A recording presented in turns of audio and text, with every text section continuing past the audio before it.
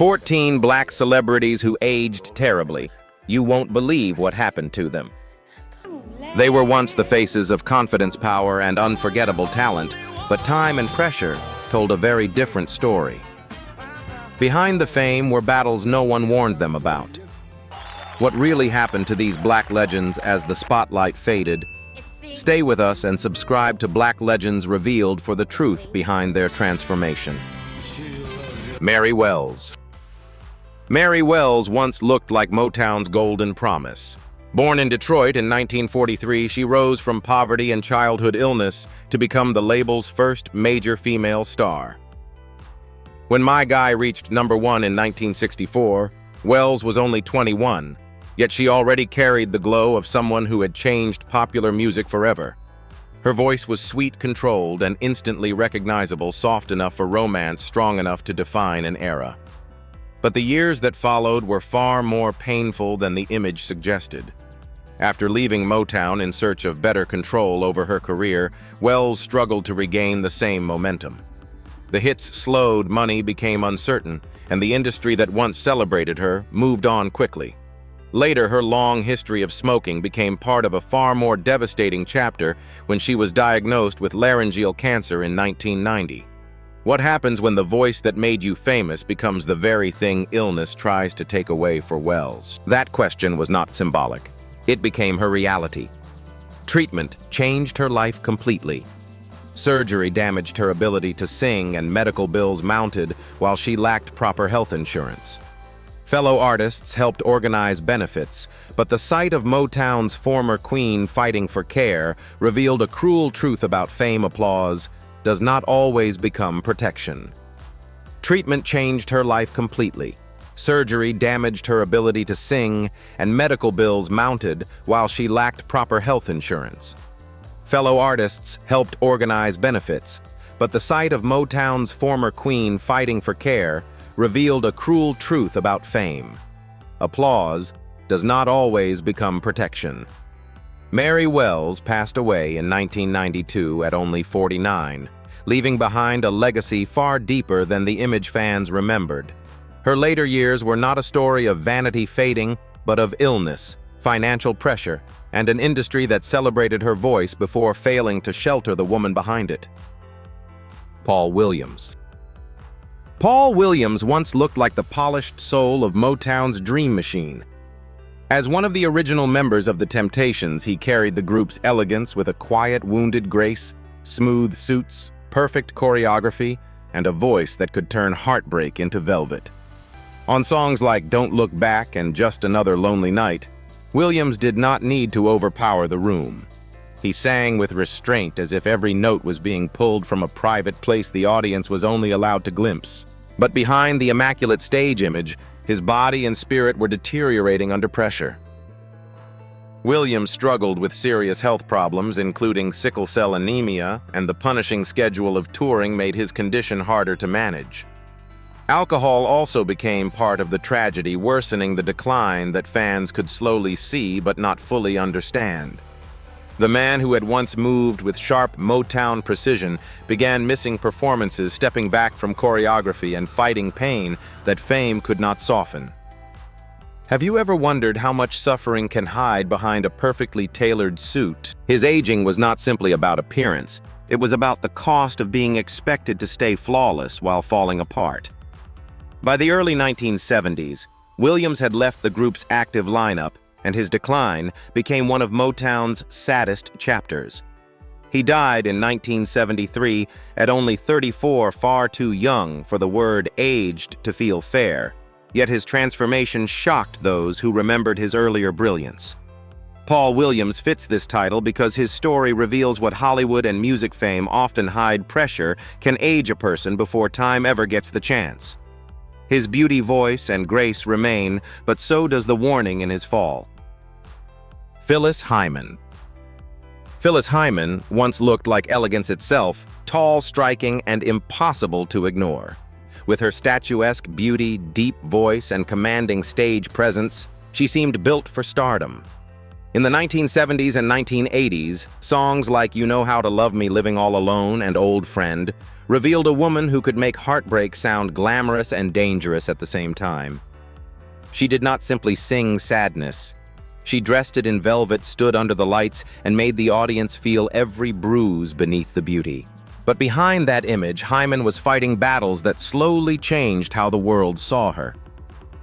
She struggled with depression, bipolar disorder, substance abuse, and the brutal pressure of an industry that often praised her talent while failing to protect her spirit. Her appearance became part of the public conversation, especially as emotional pain medication and personal instability affected her weight and health. The glamorous woman fans remembered from album covers was still there, but the cost of survival began to show. Have you ever wondered how much pain a performer can carry before the spotlight starts reflecting it back? Phyllis Hyman fits this title because her transformation was not about vanity, it was about what prolonged emotional suffering can do to a person. Hollywood and the music industry loved her voice, her beauty, and her mystery, but they rarely understood the loneliness behind them. In 1995, she died at only 45, leaving behind music that still sounds painfully alive. Her story is not a cruel before and after. It is a warning about fame, mental health, and the damage of being admired without being truly cared for. Phyllis Hyman did not simply age under pressure. She burned with a brilliance that the world noticed too late. Billie Holiday. Billie Holiday never needed volume to command a room, she needed honesty. Born in 1915, she rose from poverty and instability to become one of the most influential voices in American music. Songs like Strange Fruit and God Bless the Child didn't just showcase technique, they carried lived experience. In her prime, Holiday appeared elegant, composed, almost untouchable gardenias in her hair, a voice that could hold silence as powerfully as sound. But the years that followed revealed a far more complicated story. Holiday's life was shaped by early trauma, relentless pressure, and addiction that took hold during the height of her career. Legal battles, including her 1947 conviction, stripped her of the cabaret card that allowed her to perform in New York's major venues, cutting off one of her main sources of income. Health struggles followed liver disease, heart issues, and physical decline that became increasingly visible. When the world celebrates your pain through music, where do you go when that pain becomes your reality? That question sits at the center of her journey because the same emotional depth that made her unforgettable also came with a heavy personal cost. By her later years, Holiday's appearances showed the weight of everything she had endured. Slower movement, a strained voice, and visible exhaustion that contrasted sharply with her earlier image. Yet she continued to perform, drawing audiences not through perfection but through truth. Her story fits 15 black celebrities who aged terribly. You won't believe what happened to them. Not as a critique of appearance, but as a reflection of what pressure, illness, and systemic challenges can do over time. Billie Holiday didn't simply fade. She carried everything she had through each performance, leaving behind a legacy that still resonates long after the final note. Mabel King. Mabel King filled a stage before she ever sang a note. Born in Charleston, South Carolina in 1932 and raised in New York, she built her craft in clubs and theaters where presence mattered as much as voice. By the 1970s, she was unmistakable Mama Thomas on What's Happening Eveline in The Wiz, a performer whose warmth, humor, and command could anchor any scene. At her peak, she projected vitality and assurance, a figure audiences trusted the moment she appeared. Behind that strength, however, a long battle with type 2 diabetes was quietly advancing. As the years passed, complications, intensified circulation issues, infections, and repeated hospitalizations that gradually limited her mobility. She continued working as long as she could, but the condition forced difficult adjustments and eventually an early end to regular on-screen roles. When the body begins to set the limits, how does a performer known for presence learn to hold on to identity? That question defines her later years because the change was not about losing talent, it was about navigating a life reshaped by illness. King's final chapter reflected endurance more than decline. Multiple surgeries and long-term care altered how the public saw her, yet her legacy remained rooted in what she had already given performances that carried both strength and humanity. Her story fits 15 black celebrities who aged terribly. You won't believe what happened to them. Not as a judgment of appearance, but as a reminder of how chronic illness can transform a life, regardless of fame. Mabel King did not simply fade from view. She endured a relentless condition while leaving behind a body of work that still resonates, proving that presence is not erased by time, it is remembered by impact. Billy Preston. Billy Preston didn't just play the keyboard, he made it sing, shout, and testify. Born in Houston in 1946 and raised in Los Angeles, he was already performing as a child prodigy, appearing on television and sharing stages with legends before most artists found their voice. By the late 1960s, his talent placed him alongside giants like the Beatles and the Rolling Stones, where his organ work added warmth and urgency to some of the era's most iconic recordings. Songs like Nothing from Nothing and Will It Go Round in Circles showcased not just technical skill, but personality, bright, joyful, almost effortless. But behind that brilliance, Preston's life carried a different rhythm, one shaped by pressure, isolation, and struggle. The industry celebrated his sound, yet his personal battles grew heavier over time. He faced legal issues, substance use problems, and health complications that slowly altered his appearance and stability.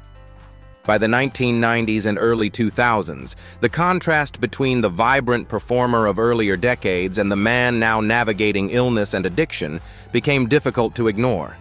The body that once powered joyful, kinetic performances began to reflect the cost of those years. Have you ever considered how quickly the image of success can shift when the person behind it is no longer protected? What places Billy Preston within this title is not a simple change in looks, but a transformation shaped by accumulated strain. His later years were marked by serious health issues, including kidney failure, which required ongoing treatment. In 2005, he fell into a coma, and he passed away in 2006 at the age of 59.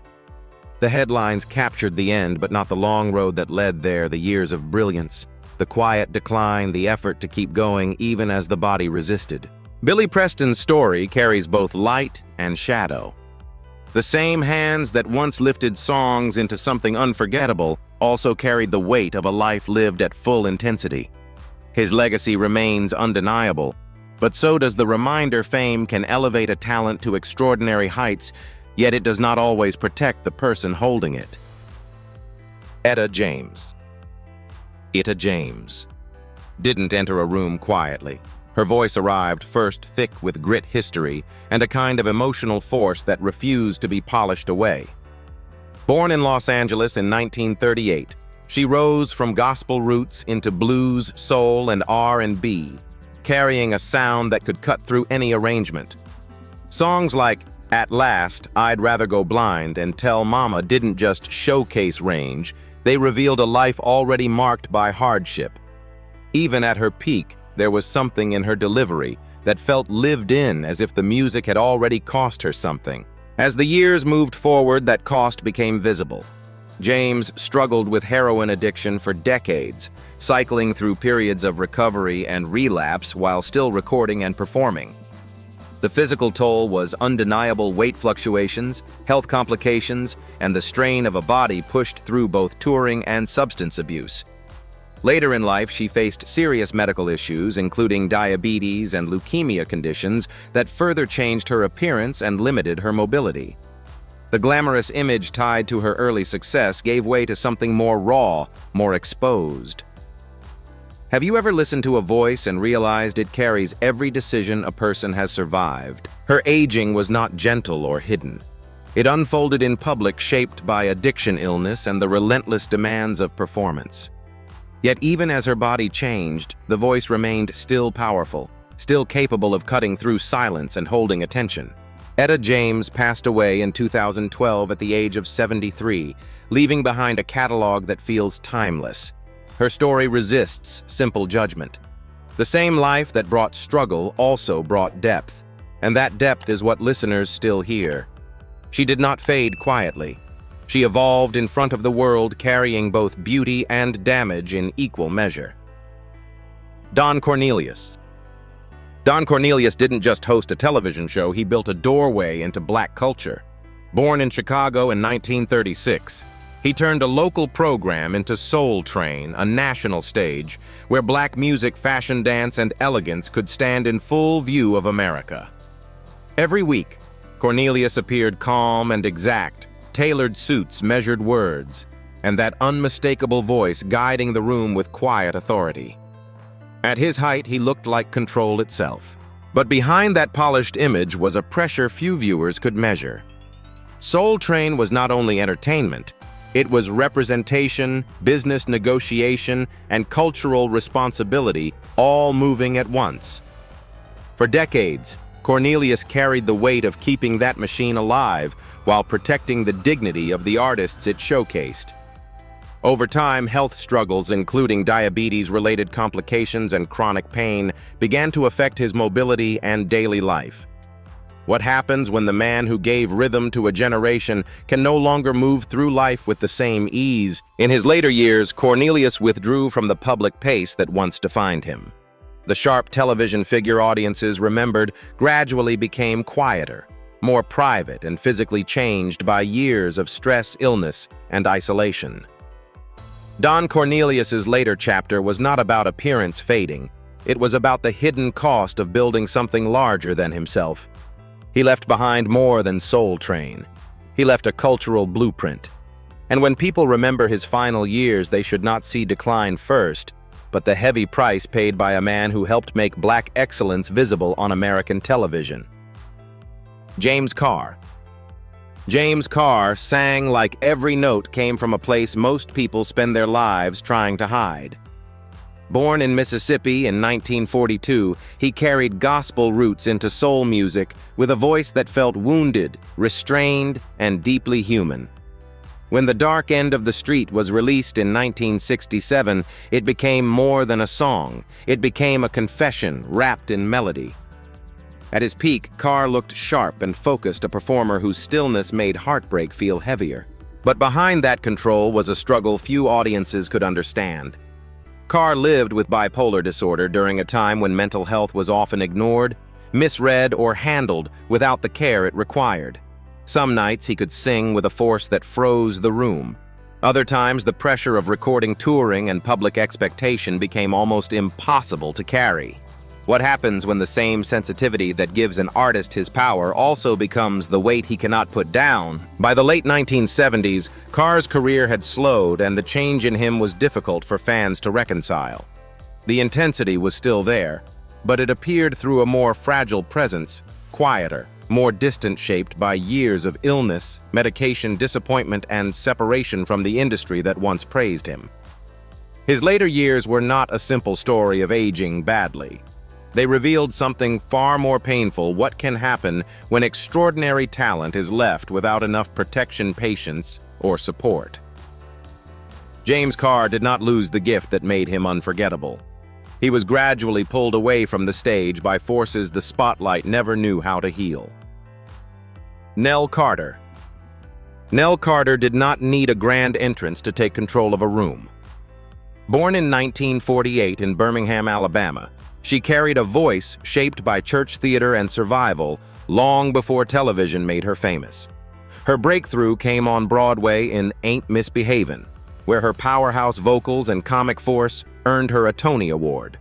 Then came Gimme a Break, the sitcom that turned her into a household name.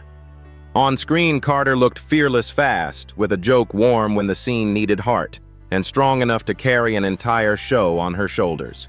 But the woman America laughed with was also fighting battles the camera rarely showed. Carter struggled with addiction earlier in her career and later faced serious health issues, including diabetes. The demands of fame did not slow down for her pain. Long filming days, public pressure, and the expectation to stay funny even when life felt heavy began to leave marks. Her body changed, her energy became harder to maintain, and the bright confidence audiences remembered from her peak years gradually gave way to a more fragile public image. Have you ever wondered how much strength it takes to make people laugh while your own life is becoming harder to carry. In her later years, Carter's transformation was painful for many fans to witness because it stood so sharply against the vibrant performer they remembered. Yet her story should not be reduced to appearance alone.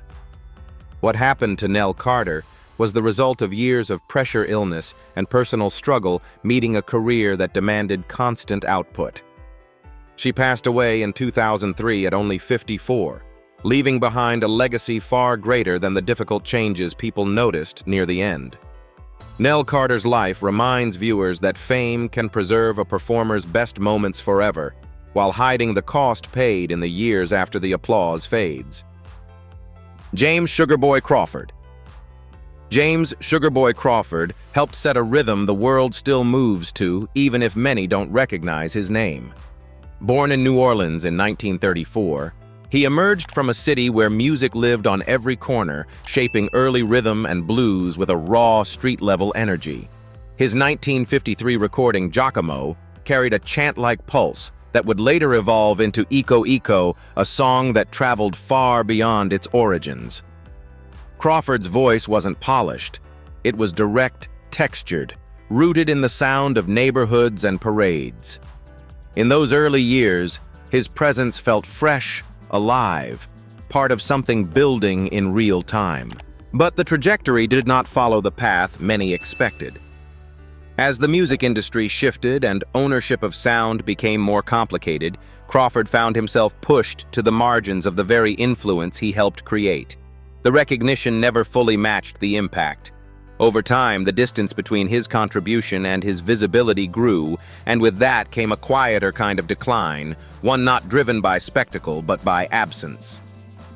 The young artist who once stood at the edge of a movement became harder to find in the story of it. Have you ever wondered how many pioneers fade, not because they lost their gift, but because the system moved on without them? His later life reflected that disconnect. While others carried versions of his sound into wider fame, Crawford's own path remained limited by the realities of an industry that did not always reward its originators. There was no dramatic reinvention, no major comeback, just a steady passage of time where the early spark remained part of history more than the present. James "Sugarboy" Crawford passed away in 2012 at the age of 78, leaving behind a legacy that lives through influence rather than constant visibility. He fits this title not through a sudden transformation, but through the slow way time and circumstance reshape a life. The sound he helped create endured even as the man behind it stood further from the spotlight that once felt within reach. Bobby Farrell. Bobby Farrell never sang the songs that made him famous, but he made the world believe every beat belonged to him. Born in Aruba in 1949, he became the visual force behind Boney M., turning tracks like Rasputin and Daddy Cool into unforgettable performances through movement alone. Shirtless, athletic, unpredictable Farrell didn't stand still. He leapt, spun, snapped into poses that felt almost acrobatic, giving disco a physical identity that cameras couldn't look away from. In an era driven by sound, he made the body part of the music. That identity came with a cost that unfolded slowly. Farrell's role was built on relentless energy touring across continents, delivering the same explosive presence night after night, even as the structure of the group shifted around him. Behind the spectacle, there were tensions about creative control and recognition. His voice was rarely used on studio recordings, and the line between image and ownership blurred. As the years passed, the body that once moved without limit had to keep up with a legacy frozen in its most energetic form. Have you ever considered what it takes to maintain the same intensity long after the moment that defined you has passed? His later life carried that tension between expectation and reality. Farrell continued to perform, drawing on the memory of what audiences remembered, even as time reshaped his stamina and circumstances. The stage still demanded the same fire, and he kept answering it, sometimes in smaller venues, sometimes far from the scale that first made him famous. The image never fully aged in the public mind, but the man had to. Bobby Farrell died in 2010 at the age of 61 after performing in Russia just days before. His story fits this title not because of a sudden fall, but because of the quiet strain of sustaining an image built on youth and motion. The energy that defined him never disappeared. It simply became harder to carry, even as the world kept asking for it. Theodore Wilson.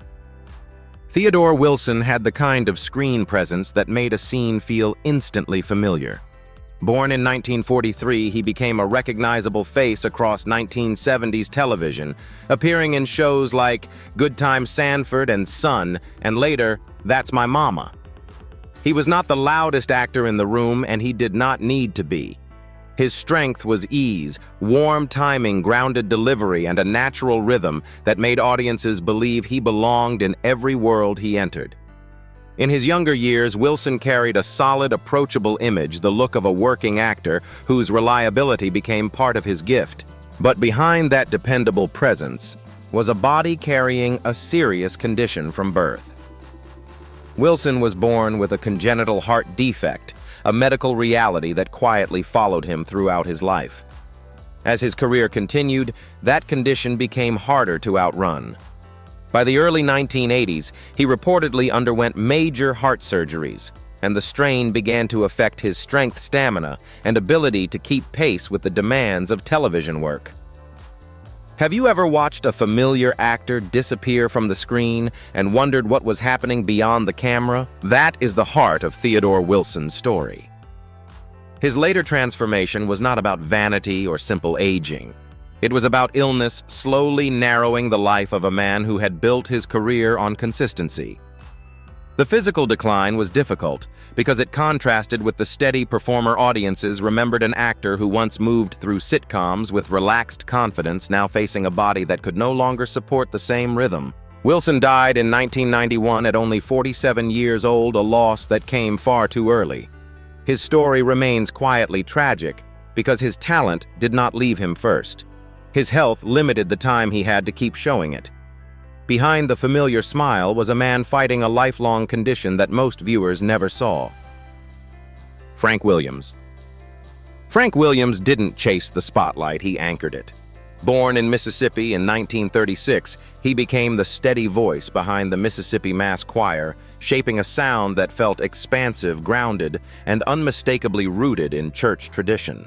His delivery was not built on vocal acrobatics, but on conviction. Songs like I'm Not Tired Yet carried a calm authority, as if every word had already been tested before it reached the microphone. When Williams stood before a choir, there was no rush, just a measured presence that allowed the music to grow around him. But behind that steadiness was a body fighting its own battles. Williams lived with diabetes, a condition that demands constant management and discipline, especially for someone whose life revolves around travel performance and long hours on stage. Over time, the illness took a visible toll, leading to complications that affected his mobility and strength. In later years, he required the use of a wheelchair, yet he continued to appear to direct, to sing, refusing to step away from the calling that had defined him. Have you ever seen someone remain in place physically, yet still lead an entire room through sheer presence? What makes Frank Williams fit this title is not a sudden transformation, but the slow, undeniable mark of illness over time. The man who once stood firmly at the center of a choir had to adapt to a body that no longer responded the same way. Yet the authority in his voice never fully faded. Even as his physical condition changed, the message remained intact, carried through tone rather than movement. Frank Williams passed away in 1993 at the age of 57, leaving behind a legacy that extends far beyond his years. His story is not about loss alone, it is about persistence. The same voice that once stood tall continued to speak, even when the body could not, reminding audiences that presence is not always measured by motion, but by what endures when everything else begins to change. These stories are not about appearance. They're about what time, pressure, and circumstance can quietly take from even the strongest legends. Fame may spotlight greatness, but it rarely protects it. So the question remains, are these transformations the cost of success or the result of an industry that moves on too quickly? And how many more stories like these remain unseen? If this changed how you see legacy, follow and subscribe to Black Legends Revealed for more untold truths behind the icons.